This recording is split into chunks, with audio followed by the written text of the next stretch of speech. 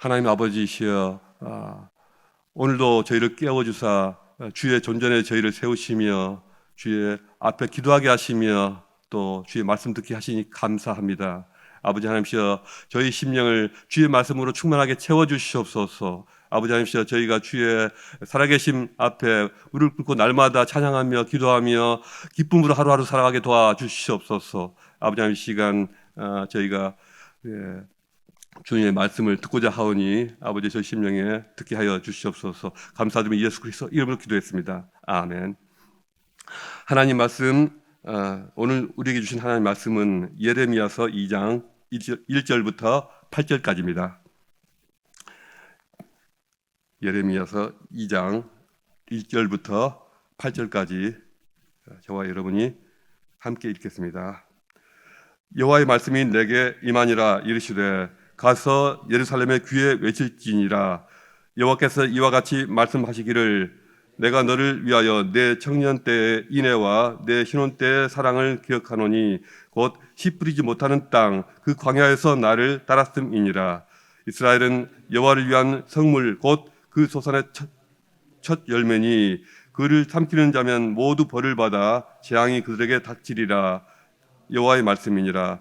야곱의 집과 이스라엘의 집 모든 족속들아, 여호와의 말씀을 들으라. 나 여호와가 이와 같이 말하노라. 너희 조상들이 내게서 무슨 불의함을 보았기에 나를 멀리하고 가서 헛된 것을 따라 헛되이 행하느냐.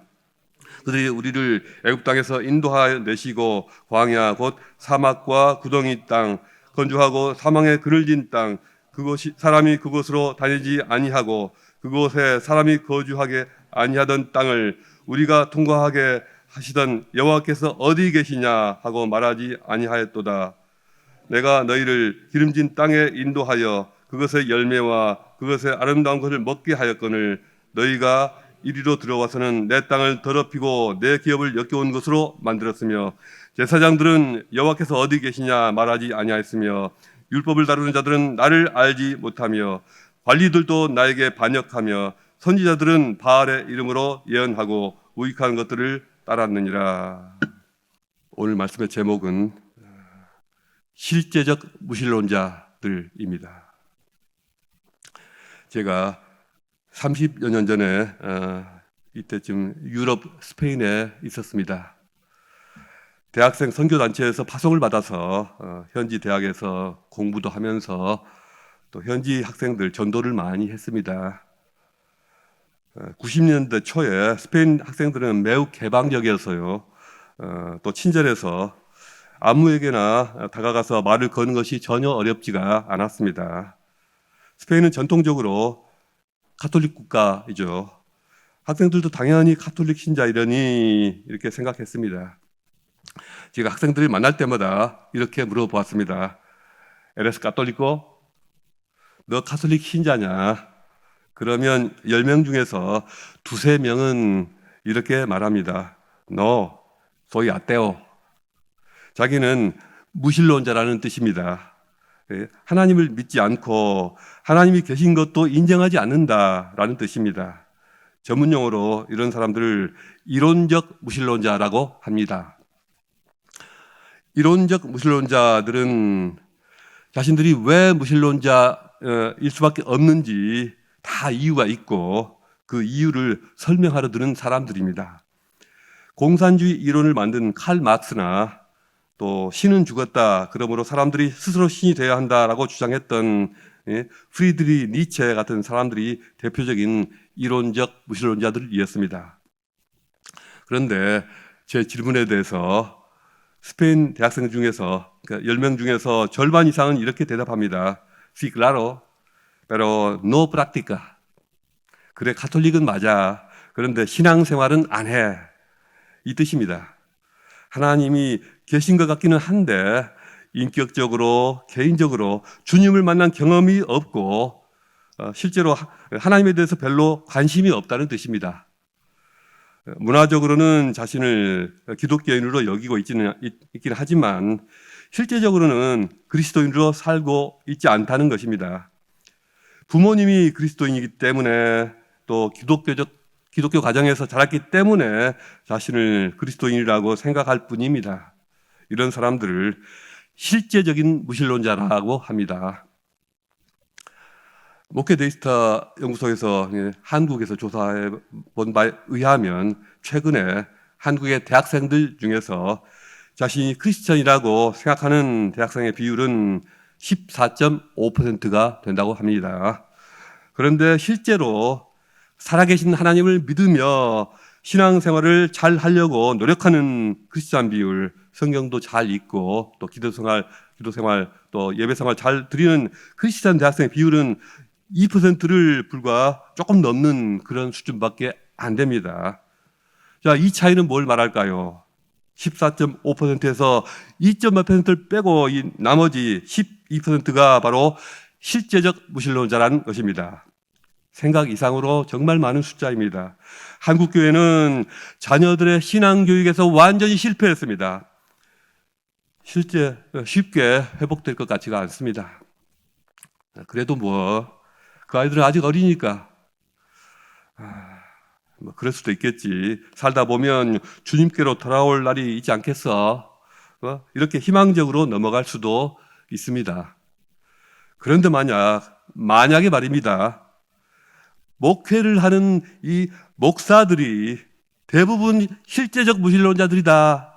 또 신학교에서 신학을 가르치는 교수들이 거의 실제적 무신론자들이다 라고 한다면 어떻게 될까요? 대부분의 목회자들이 또 대부분의 이 신학자들이 하나님을 잘 모르고 있고 또 알려고도 하지 않는다라는 것입니다. 한번 상상해 보십시오. 그런 교회, 그런 신학교 어떻게 될까요? 어떻게 해야 될까요? 장차 이 노릇을 어떻게 해야 될까요? 도저히 답이 안 나오지 않습니까? 근데 바로 그런 일이 실제로 있다는 것입니다. 놀랍게도 바로 이것이 예레미야 선지자 시대의 예루살렘의 상황이었습니다. 8절은 이렇게 해석됩니다. 제사장들까지 나를 찾지 않았으며 재판관들 즉 레위인들은 나를 전혀 알지 못한다. 또 관리들은 나를 거역하며 예언자들은 바알의 이름으로 예언하고 헛된 우상을 섬겼다. 그래서 내가 너희와 싸울 것이며 너희 후손들과도 싸우리라 하시는 것입니다. 여기서 봤을 때 실제적 무신론자들의 삶은 이 네 가지 특징을 가지고 있습니다. 첫째로 그들은 하나님의 임재가 없는 예배를 드립니다. 둘째로 그들의 지식은 하나님을 모르는 죽은 지식입니다. 셋째로 그들은 삶 속에서 하나님의 뜻에 어긋나는 방향으로 자꾸 나아가려고 합니다. 넷째, 그들은 하나님의 말씀보다는 거짓 선지자들의 웅변에 마음을 온통 빼앗깁니다. 자, 첫째로 제사장들이 하나님을 찾지 않는다라고 합니다. 하나님을 가장 먼저 찾아야 할 제사장들이 하나님을 찾지 않습니다. 하나님의 임재를 구하지 않는다라는 뜻이죠. 제사를 드리면서도 하나님의 임재가 없는 그들만의 제사를 드리는 것입니다. 이것이 가장 큰 문제입니다. 우리식으로 말하자면 매 주마다 예배는 빠짐없이 드리는데 그 예배에 하나님이 계시지 않는 것입니다. 그러니 그게 뭡니까? 그게 무슨 의미가 있습니까? 그냥 보여주기식 예배일 뿐이죠. 보여주기식 종교 의례입니다. 종교적 퍼포먼스를 통해서 종교적 비즈니스를 하고 있을 뿐입니다. 하나님께서 이스라엘 민족을 애굽의 종살이에서 구원해내시고 홍해를 건너게 하시고 40년 광야 생활을 거쳐서 가나안 복지에 이르게 하신 목적은 오직 여호와께서 친히 그 백성과 함께 거하고자 하심이었습니다. 내가 이스라엘 자손 중에 거하여 그들의 하나님이 되리니 그들은 내가 그들의 하나님 여호와로서 그들 중에 거하려고 그들을 애굽 땅에서 인도하여 낸 줄을 알리라. 나는 그들의 하나님 여호와니라. 출애굽기 29장 45절 46절입니다. 그러나 이스라엘 백성들은 온갖 죄악에 빠져서 언약 백성들로서의 거룩함을 상실했으며 하나님께서 그들 가운데 거하시는 비전은 오래전에 다 사라지고 말았습니다.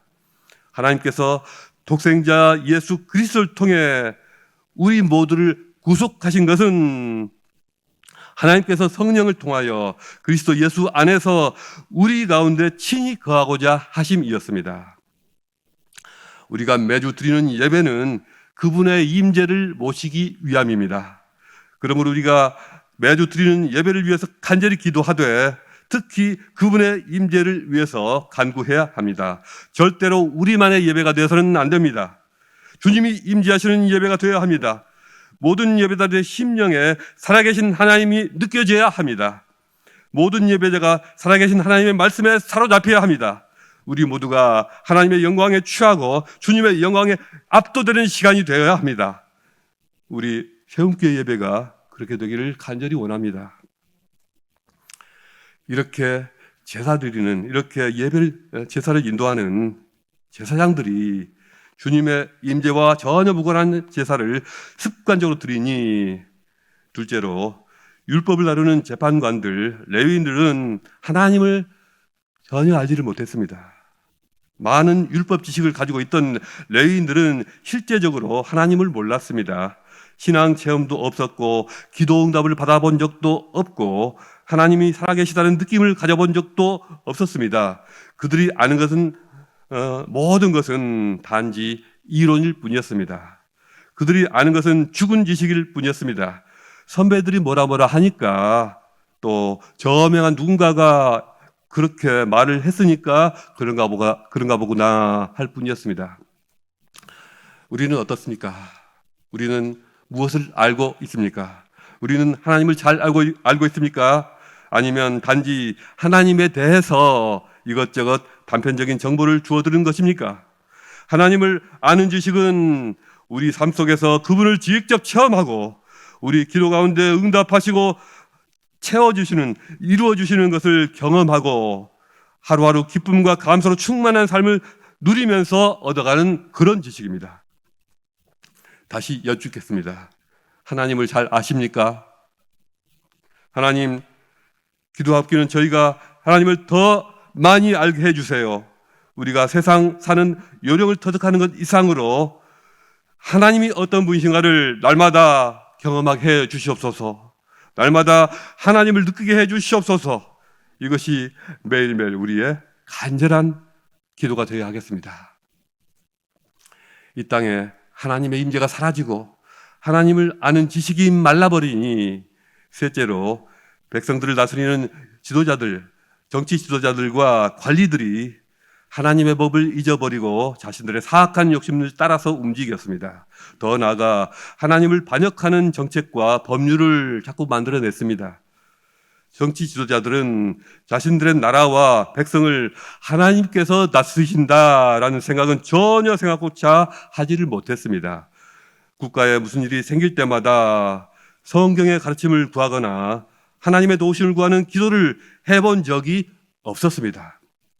그들의 뇌 구조에는 주변 강대국들, 그 강대국의 로얄 패밀리들, 또 그들을 떠받드는 환관들, 이 사람들한테 어떻게 잘 보일까? 누구한테 줄을 대야 하나? 이 생각밖에 없었습니다. 그들은 모두 이스라엘 타락에 책임이 있는 자들입니다. 그들은 모두 하나님의 뜻을 구하기보다 자신들의 이익만을 추구하는 삶을 살았습니다. 실제적 무신론자들의 네 번째 모습은 진정한 하나님의 말씀에 관심이 없고 다른 종교나 다른 사상을 전파하는 그런 목소리에 자꾸 마음이 간다는 것입니다. 교회에 나와도 사실은 별로 설교를 귀담아 듣지 않습니다. 케이블 채널이나 유튜브에 좋은 설교가 얼마나 많습니까? 그런데도 별로 관심이 없고 돈 버는 정보를 알려준다든가 개그맨들이나 연예인들이 나와서 시시껄렁한 잡담을 하는 프로를 더 좋아하고 그것만 즐겨합니다. 아주 그런 프로의 매니아가 되어 있습니다. 그러면서 성경은 한 줄도 안 보고 큐티책은 어디 갔는지 전혀 기억조차 없습니다. 이렇게 실제적 무신론에 빠지게 되면 그 삶은 이중적이 될 수밖에 없습니다. 주일 낮 예배 시간에 그들은 거룩한 모습이지만 평일 밤 그들의 가정에서의 삶은 하나님을 모독하는 언행으로 가득 찬 불신자의 삶 자체입니다. 하나님은 여기 계시지 않는다. 인간의 삶과 인간 역사는 하나님과는 상관없이 흘러간다. 하나님은 이 세상에서 어떠한 일을 할 능력도 없는, 힘이 없는 그런 분이다. 그분은 하늘 저편에 옥황상제처럼 가만히 앉아 계신다. 이렇게 생각하는 자들입니다. 그들은 주일 아침에 나는 전능하신 하나님, 아버지 하나님 전지의 창조주를 믿습니다라고 큰 소리로 고백하면서도 현실 생활에서는 뭐니 해도 머니가 있어야지 라고 말하는 자들입니다. 세상은 돈과 연줄과 권력으로 움직여진다고 믿어 의심치 않는 자들입니다. 바울의 말을 빌리자면 그들은 경건의 모양은 있으나 경건의 능력은 없습니다. 구약시대의 종교 지도자의 위치에서 실제적 무신론자의 대표 주자는 아마도 엘리 제사장 가문일 것입니다. 사무엘서 2장은 경건하게 보이는 이스라엘의 대제사장 엘리 가문에 엄청난 비극이 일어난 것을 말하고 있습니다. 그것은 엘리의 사랑하는 두 아들 홈니와 비느하스가 한날 한시에 비참하게 죽임을 당하여 엘리 가문의 대가 끊어지게 된 것입니다. 성경은 그 원인에 대해서 엘리의 아들들이 불량자로 살아 여호와를 알지 아니하였다. 그 때문이다라고 지적하고 있습니다. 엘리의 두 아들은 모두 아버지의 뒤를 이어 이스라엘의 제사장이 되었기에 결코 지식적으로 하나님을 몰랐다고 할 수는 없을 것입니다. 그런데도 성경이 그들에 대해 하나님을 알지 못했다라고 말하는 것은 진짜 우리가 깊이 생각하지 않을 수가 없습니다. 그들은 거룩한 회막 안에서 백성들이 드리는 제물에 손을 대어 하나님께 드리는 제사를 멸시하였고 심지어 회막 안에서 섬기는 여인들을 추행하기까지 했습니다. 그들 모두는 이 세습에 의해서 제사장이라는 그러한 직업을 가졌지만 실제로는 무신론자로서 살았던 것입니다. 이 시대 교회가 자꾸 능력을 잃어가고 있는 그 이유가 무엇일까요? 교회에 나오는 사람 숫자가 줄어서가 아닙니다. 교회는 이미 충분히 많고 신자들도 많지만 실제로는 하나님이 없는 것처럼 살아가는 실제적 무신론자들이 자꾸 많아지고 있기 때문입니다. 얄팍한 마음의 위안이나 구하면서 예배 가운데서 하나님의 임재가 나타나지 않기 때문입니다. 홍수처럼 범람하는 세상 정보에 빠져서 삶 속에서 하나님을 아는 지식을 얻지 못하기 때문입니다. 하나님을 두려워하고 주의 뜻을 실현하려는 의지가 전혀 없기 때문입니다. 재물의 신 만몬을 섬기는 거짓 선지자들에게 자꾸 마음이 쏠리고 그쪽으로 귀가 열리기 때문입니다. 그러므로 오늘날 영적 지도자의 위치에 있는 분들은 수시로 외치며 기도해야 합니다. 여호와께서 지금 어디 계십니까? 주여 저에게 임하여 주시옵소서. 하나님의 도우심이 필요합니다. 우리 가정에 하나님이 필요합니다. 우리 교회에 임재 주시옵소서. 우리 직장에 주님이 임재 주시고 이곳을 통치해 주시옵소서. 여호와여 어디에 계십니까? 이곳에 임하시고 우리를 도와주시옵소서. 이것이 우리의 일평생의 겸손한 기도가 되기를 소망합니다. 그리고 또한 이렇게 기도해야 합니다. 우리가 주님을 더욱 깊이 알기 원합니다. 주여 제 마음이 당신의 마음과 연합되기 원합니다. 당신을 아는 지식으로 채워주시옵소서. 제 생각이 주님의 말씀과 주님의 뜻으로 채워지게 하시옵소서. 제 의지가 주의 말씀에 온전히 순종하게 해 주시옵소서. 거짓 선지자의 목소리와 구별되는 참 하나님의 말씀을 구별하여 듣는 분별력을 주시옵소서. 주의 말씀을 더 깊이 깨닫게 하시고 주님의 기쁨과 슬픔을 제가 함께 나누어 가지게 하여 주시옵소서. 이 기도가 오늘 저와 여러분의 기도가 되기를 주님의 이름으로 축복합니다. 아멘. 기도하시겠습니다. 하나님, 저희 모두는 거룩하시고 살아계신 하나님 앞에 오늘도 살아가기 원합나이다. 저희가 날마다 밤이나 낮이나 주님의 임재 안에 있게 하여 주시옵소서. 저희의 귀가 열려서 늘 주의 생명의 말씀을 듣게 하여 주시옵소서. 하나님을 아는 지식이 저희의 심령에 차고 넘치게 하여 주시옵소서. 저희가 세상 욕망에 이끌리지 않게 하시고 하나님 말씀에 이끌려 오늘도 힘차게 살아가게 하여 주시옵소서. 감사드리며 예수 그리스도 이름으로 기도했습니다. 아멘.